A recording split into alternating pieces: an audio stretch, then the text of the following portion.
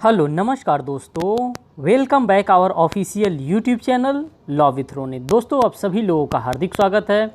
साथियों, जैसा कि आप सभी लोगों का डिमांड था कि Allahabad high court law clerk trainee examination जो प्रीवियस ईयर पेपर था वो आप सभी लोगों की डिमांड थी कि ये पेपर हमको चाहिए। तो साथियों, इस वीडियो के माध्यम से मैं ये पेपर आप सभी लोगों के सामने, तो आप हमारे Telegram group law with Ronit को ज्वाइन करके वहाँ से भी प्राप्त कर सकते हैं।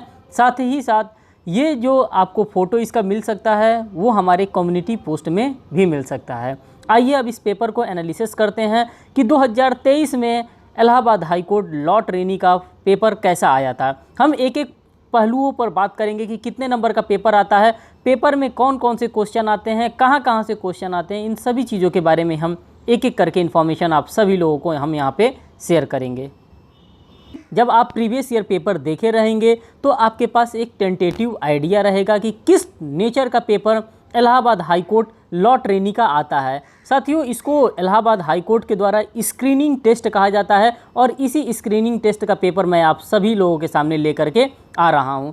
हम एक एक पॉइंट पे डिस्कशन करने वाले हैं कि किस तरह से ये पेपर आप सभी लोगों के लिए हेल्पफुल होने वाला है।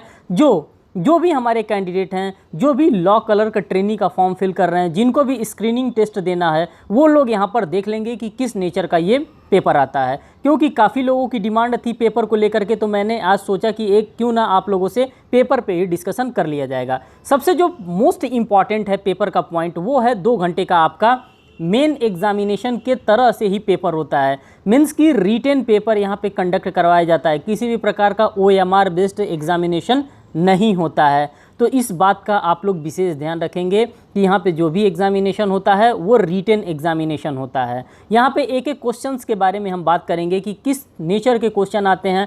एसए की अगर बात करते हैं तो एसए का क्वेश्चन कहाँ से आता है, अगर हम CRPC की बात करते हैं तो CRPC का क्वेश्चन कहाँ से आता है, अगर हम CPC की बात करते हैं तो CPC का क्वेश्चन कहाँ से आता है। देखिए यहाँ पे आप लोगों ने देख लिया कि टाइम की अगर हम बात करते हैं तो पूरा का पूरा यहाँ पे टाइम आपको अलॉट करके दिया गया है। 2 घंटे का पेपर होता है और 100 मार्क्स का ये पेपर आपका होता है। यहाँ पे आप नोट में देखिए, all question are to be attempted, सभी के सभी क्वेश्चन आपको अटेम्प्ट करना है। The question may be answer either in English or Hindi, आप किसी भी लैंग्वेजेस में क्वेश्चन को सॉल्व कर सकते हैं, चाहे आपका मीडियम ऑफ इंस्ट्रक्शंस जो भी हो, इंग्लिश या हिंदी, जिस भी लैंग्वेज में आप लिखना चाहते हैं, मेंस के जैसा पेपर होगा, आप अपने आंसर को लिख सकते हैं।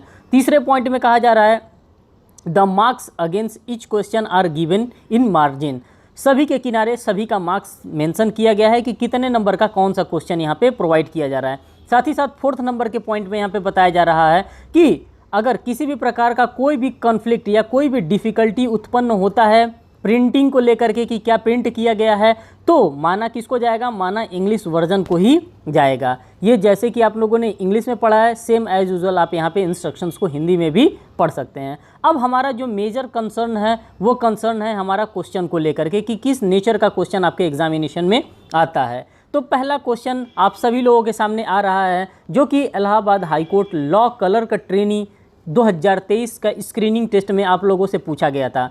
एक एस्से पूछा गया था और वो भी एस्से 1000 वर्ड में लिखना था आपको। 1000 वर्ड की अगर हम बात करते हैं तो 3 से 4 पेजेस में आपको लिखने पड़ेंगे अगर आप चाहते हैं कि स्क्रीनिंग टेस्ट को क्वालिफाई करें। और ये जो भी आपके पेपर होते हैं ये ऑनरेबल लॉर्डशिप्स के द्वारा चेक किए जाते हैं, किसी सामान्य व्यक्ति के द्वारा नहीं चेक किए जाते हैं। तो इसलिए मैं आप सभी लोगों को ये भी बता देना चाहता हूँ कि जो आपके लिखने का जो लेवल रहेगा वो बहुत ही शानदार लेवल होना चाहिए। क्वेश्चन देखिए कैसा कैसा आया, क्या क्या टॉपिक आपको एस्से के लिए दिया गया है। कोशिश करिएगा कि जो भी आपके करंट में मैटर चल रहा होगा उस मैटर के टॉपिक को आप ज़रूर तैयार करिएगा। जैसे इस समय बांग्लादेश चल रहा है तो बांग्लादेश के टॉपिक को आप एकदम तगड़े से तैयार करिएगा, क्योंकि ये हो सकता है कि इस मैटर पे आपको एक एस्से लिखने के लिए आ सकता है। देखिए यहाँ पे पहला जो टॉपिक आप सभी लोगों के लिए दिया गया है, social media, its extent and its effect on the social fabric of our society के बारे में जो पहला टॉपिक यहाँ पर दिया गया है। सभी पे नहीं लिखना है, किसी एक टॉपिक पे आपको लिखना है। सेकंड दिया गया है India assertiveness in its foreign policy in pursuit of its interest के बारे में बात कर रहा है। थर्ड में बात कर रहा है use of developing technologies in our judiciary की बात कर रहा है, यानी कि आपको एआई टूल्स के बारे में भी जानकारी होनी चाहिए इस बार के एस्से में, और चैट जीपीटी के जैसे टूल्स के बारे में भी आपको जानकारी होनी चाहिए।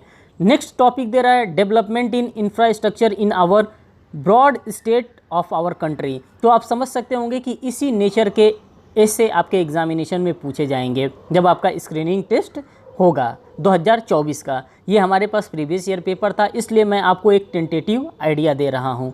कोशिश करिएगा कि करंट के सिचुएशन से भी एक क्वेश्चन जरूर तैयार करिएगा एस्से का। अगर आपने एस्से अच्छे से लिख लिया तो मान के चलिए कि आपका अच्छा रहेगा। और यहाँ पे नंबर भी देख लीजिए दे रखा है, 50 नंबर का अकेले एस्से आपके एग्जामिनेशन में पूछा जाता है। तो आप एस्से के वेटेज से भी समझ सकते हैं कि क्या आपका एस्से का वेटेज है। अब बात करते हैं क्वेश्चन नंबर सेकंड की। क्वेश्चन नंबर सेकंड आप सभी लोगों के सामने यहाँ पे आ रहा है। क्वेश्चन नंबर सेकंड क्या कह रहा है, और ये आप यहाँ पर देख सकते हैं कि यहाँ पे कोड ऑफ क्रिमिनल प्रोसीजर के बारे में बात कर रहा है, सीपीसी के भी बारे में बात कर रहा है। तो दोनों से रिलेटेड एक क्वेश्चन यहाँ पर दे रखा है, और मैं आपको आगे चल करके थोड़ा सा यहाँ पे और भी दिखाना चाहूँगा कि ये क्वेश्चन जो आपको दे रखा है सिर्फ और सिर्फ इंग्लिश में ही नहीं बल्कि हिंदी लैंग्वेजेस में भी ये क्वेश्चन दे रखा है। अब ये क्वेश्चन मैं आपको हिंदी में पढ़ करके यहाँ पे सुनाता हूँ। 2 का ख के विरुद्ध एक अपार्टमेंट पर कब्जे के लिए वाद दायर करता है कि दंड प्रक्रिया संहिता 1973 की धारा 145 के अधीन शक्तियों का प्रयोग करते हुए निर्गत कार्यकारी मजिस्ट्रेट के आदेश के तहत उसने अनुचित तरीके से कब्जा कर लिया है एवं अपने कब्जे की सुरक्षा हासिल कर ली है। क टाइटिल के आधार पर मुकदमा करता है और कब्जे संबंधी राहत के अतिरिक्त अतीतवादकालीन एवं भविष्य के अंतकालीन लाभ के लिए दावा करता है। सत्र न्यायाधीश कब्जे के साथ साथ अतीत एवं वादकालीन अंतकालीन लाभ के लिए अज्ञप्ति देते हैं, परंतु भविष्य के अंतकालीन लाभ को अस्वीकार कर देते हैं।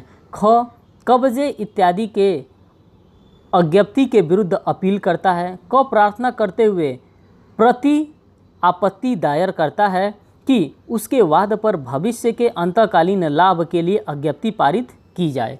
तो इस नेचर के क्वेश्चन आपके एग्जामिनेशन में आते हैं। एक हाइपोथेटिकल टाइप के क्वेश्चन आपके एग्जामिनेशन में आते हैं। तो इस टाइप के भी क्वेश्चन आप सीपीसी से और सीआरपीसी से, जो कि अब आप लोगों का नया लॉ आ गया है, जो कि आपका बीएनएस आ गया है और बीएनएसएस आ गया है, इन पे आप लोग ज़्यादा फोकस करिएगा, क्योंकि अब तो सीआरपीसी जैसा कोई चीज़ रह नहीं गया है। जैसे यहाँ पे दंड प्रक्रिया संहिता दिया है, इसी तरह अब देगा बीएनएसएस 2023 से रिलेटेड।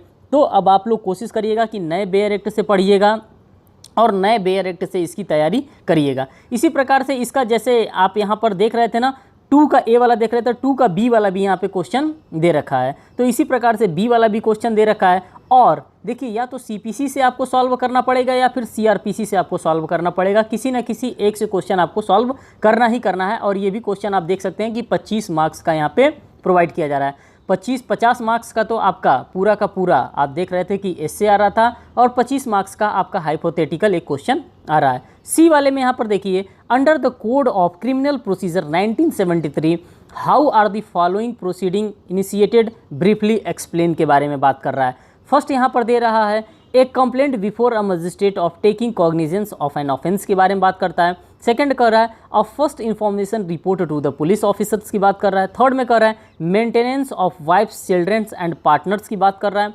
फोर्थ में कर रहा है procedure where dispute concern land और water is likely to cause breach of pieces के बारे में बात कर रहा है। तो इस नेचर के भी क्वेश्चन आपके एग्जामिनेशन में खूब धड़ल्ले से पूछे जाते हैं। और इसी क्वेश्चन का आप देख सकते हैं कि आप ये हिंदी वर्जन में भी दे रखा है। 25 नंबर का ये क्वेश्चन आपका हो गया। यहाँ पे आप देख सकते हैं, क्योंकि मैं एक एक चीज़ें आप लोगों को दिखाना चाहूँगा। 25 नंबर का यहाँ पे आपका एक क्वेश्चन हो गया, ठीक, जो कि सीआरपीसी से आ रहा है। 25 नंबर का आपका क्वेश्चन जो यहाँ पे हो गया, जो कि सीपीसी से आपका आ रहा है, ठीक। अब 50 नंबर का आपका एस्से का यहाँ पे पोर्शन है। तो आप देख सकते हैं कि पूरा का पूरा मैंने यहाँ पे आपके सामने रखने का प्रयास किया।